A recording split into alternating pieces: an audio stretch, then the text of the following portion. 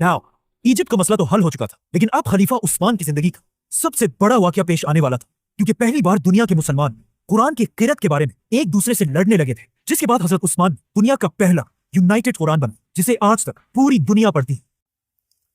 अस्सलाम वालेकुम वरहमतुल्लाहि बरकातहू। उम्मीद है आप लोग सब खैरियत से होंगे। मैं भी अल्हम्दुलिल्लाह अल्लाह का लाख लाख शुक्र है, एहसान खैरियत से हूँ। और इंशाल्लाह जिस वीडियो रिएक्शन देने आ रहे हैं द कोहिस्तानी, इनके चैनल का नाम है और इनका चैनल का लिंक मैं डिस्क्रिप्शन बॉक्स में दे दूँगा। आप लोग इनका चैनल सब्सक्राइब करिएगा और मेरी वीडियो को एंड तक देखिएगा। दोस्तों, ये सीरीज हमने चालू की थी हज़रत उमर बिन खत्ताब को लेके। अब हज़रत उमर बिन खत्ताब इस दुनिया से जा चुके, अब तीसरे खलीफा बने, यानी कि हज़रत उस्मान गनी। दोस्तों, उस्मान गनी अब समझ चाहिए उस्मान गनी सीरीज़ है, ये 16वां पार्ट। और क्या है हज़रत उमर बिन खत्ताब, क्योंकि ये खलीफा के बाद की ये सीरीज़ है, समझ लीजिए।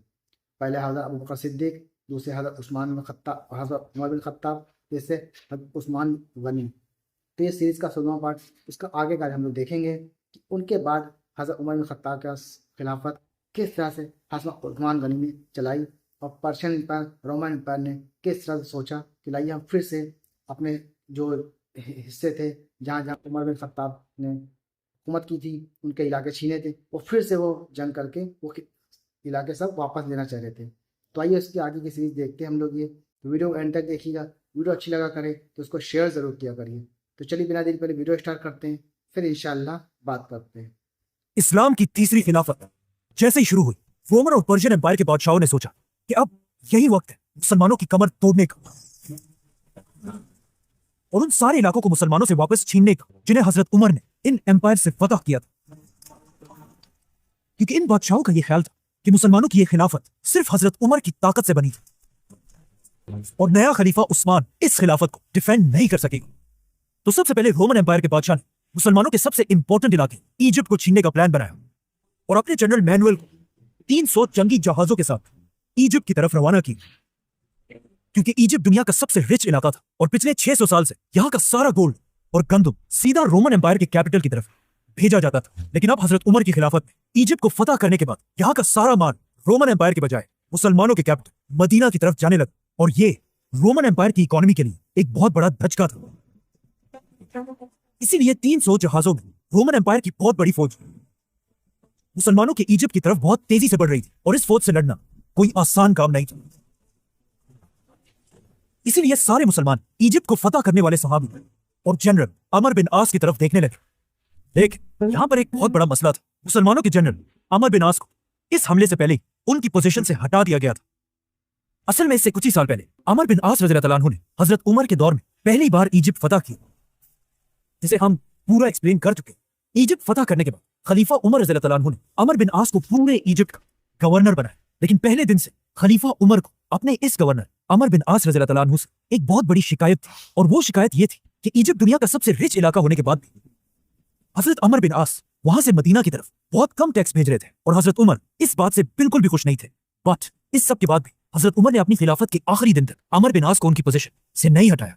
लेकिन जैसे ही हजरत उस्मान की खिलाफत शुरू हुई, उनकी पर्सनैलिटी हजरत उमर से बिल्कुल ऑपोजिट थी, और बचपन से एक बहुत बड़ा बिजनेसमैन होने की वजह से हजरत उस्मान का सारा फोकस इस खिलाफत की इकोनॉमी पर था, क्योंकि हजरत उस्मान को पता था कि अब जंगों से ज्यादा इस खिलाफत की इकोनॉमी को स्टेबल करने की जरूरत है। इसीलिए खलीफा बनते ही हजरत उस्मान ने सबसे पहले इजिप्ट के गवर्नर अमर बिन आस को अपने पास बुलाया और उनसे पूछा कि आमना, क्या वजह है कि तुम इजिप्ट जैसे रिच इलाके से मदीना की तरफ इतना थोड़ा सा टैक्स भेज रहे हो। नाउ अमर बिन आस कोई आम इंसान नहीं था। वो हमेशा से अपने जबरदस्त बोलने के अंदाज की वजह से पूरे अरब में मशहूर थे। इसीलिए उन्होंने हजरत उस्मान के इस सवाल का बहुत ही यूनिक जवाब दी कि या अमीर अल मोमिनीन, ऊंटनी उतना ही दूध दे रही है जितना वो दे सकती है। मतलब इजिप्ट की आवाम जितना टैक्स मदीना भेज सकती है उतना ही भेज रही है। ये सुनकर खलीफा उस्मान ने अमर बिन आस को हुक्म दिया कि आज के बाद तुम्हें इजिप्ट जाने की इजाजत नहीं है, क्योंकि अब तुम मिस्र के गवर्नर नहीं रहे।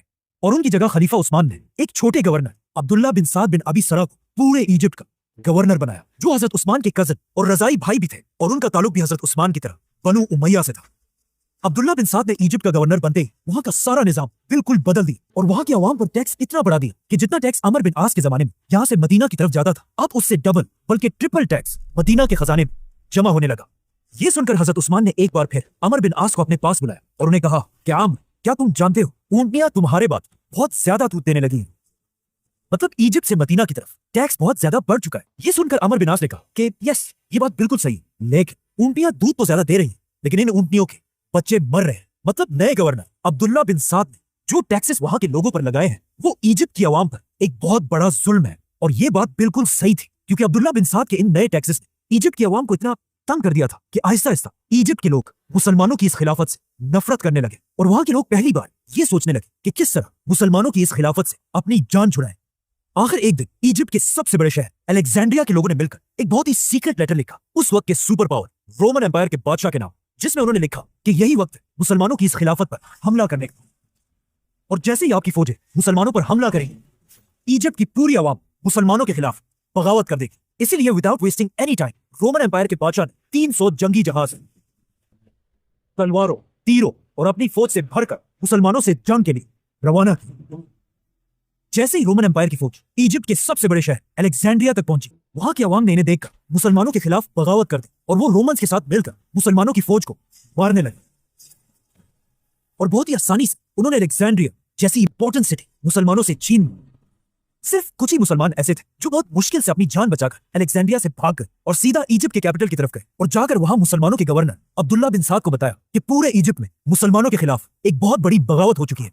लेकिन अब मसला यह था कि अब्दुल्ला बिन साद एक बहुत ही नए गवर्नर थे और वो इससे पहले किसी भी बड़ी जंग के लीडर नहीं रहे थे। इसीलिए मुसलमानों को इस बात का डर था कि हमारे ये गवर्नर अब्दुल्ला बिन साद रोमन एम्पायर की इतनी बड़ी फौज से जंग नहीं जीत पाएंगे और इजिप्ट हमेशा के लिए मुसलमानों के हाथ से निकल जाएगा। इसीलिए इजिप्ट के मुसलमानों ने मिलकर खलीफा उस्मान रज़ी अल्लाह अन्हु की तरफ एक लेटर भेजा कि आप अब्दुल्ला बिन साद को हटाकर उनकी जगह दोबारा अमर बिन आस को इजिप्ट का गवर्नर बनाए, क्योंकि अमर बिन आस एक बहुत बड़े लीडर और जनरल थे। उन्होंने इससे पहले भी पूरे इजिप्ट को फतह किया था, जिसकी वजह से अब तक रोमन एम्पायर की फौज के दिलों में अमर बिन आस के नाम का खौफ था। यह देखकर हजरत उस्मान ने बिल्कुल ऐसा ही किया और अमर बिन आस रज़ी अल्लाह अन्हु को दोबारा गवर्नर बनाकर 15,000 की फौज के साथ रोमन एम्पायर से लड़ने के लिए रवाना की। नाउ जो मुसलमान इससे पहले रोमन एम्पायर की फौज के सामने बिल्कुल मायूस हो चुके थे, अब अमर बिन आस को इजिप्ट में दाखिल होता हुआ देखकर वो सब लड़ने के लिए दोबारा तैयार हुए और हजरत अमर बिन आस हुक्म का इंतजार करने लगे। लेकिन जैसे ही अमर बिन आस मुसलमानों के कैपिटल पहुंचे, उन्होंने मुसलमानों को क्लियरली कहा कि हम जंग नहीं लड़ेंगे, क्योंकि उन्हें पता था कि इजिप्ट की आवाम ने सिर्फ और सिर्फ अब्दुल्ला बिन साद के सख्त टैक्सों की वजह से मुसलमानों के खिलाफ बगावत की है। इसके अलावा उन्हें मुसलमानों से कोई शिकायत नहीं है और यहाँ की आवाम बिल्कुल भूल चुकी है कि असल में रोमन एम्पायर कितनी जालिम एम्पायर है। अमर बिन आस रज़ी अल्लाह अन्हु मुसलमानों को समझाने लगे कि जब इजिप्ट की आवाम रोमन एम्पायर के जुल्म को देखेगी, वो खुद ब खुद उनके खिलाफ हो जाएंगे और हम जंग के बगैर ही जीत जाएंगे।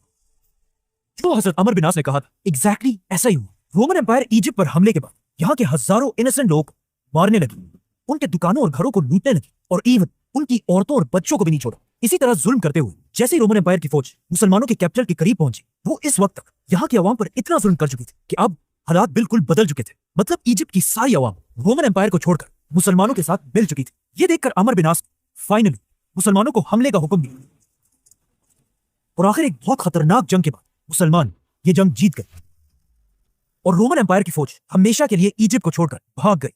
हजरत उस्मान की खिलाफत में मुसलमानों की यह फतह इतनी बड़ी थी कि अगले 1000 साल तक कोई भी मुसलमानों से इजिप्ट नहीं छीन सका और आज तक इजिप्ट मुसलमानों के कंट्रोल में है।